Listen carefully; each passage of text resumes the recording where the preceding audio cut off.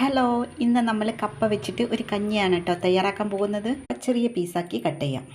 ഇനി ഇതൊരു കുക്കറിലിട്ട് നമുക്ക് വേവിച്ചെടുക്കാം. കുറച്ച് ഉപ്പിട്ടെടുക്കുക, കുറച്ച് മഞ്ഞൾപ്പൊടി.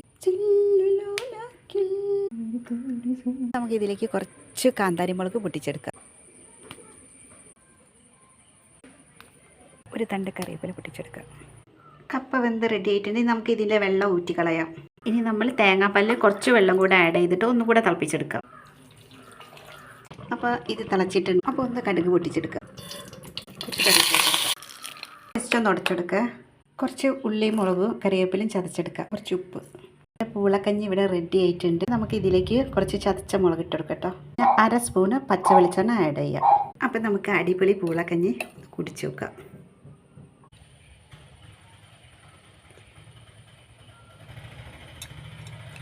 അപ്പോൾ വീഡിയോ ഇഷ്ടപ്പെട്ടാൽ ലൈക്ക് ചെയ്യുക, സബ്സ്ക്രൈബ് ചെയ്യുക.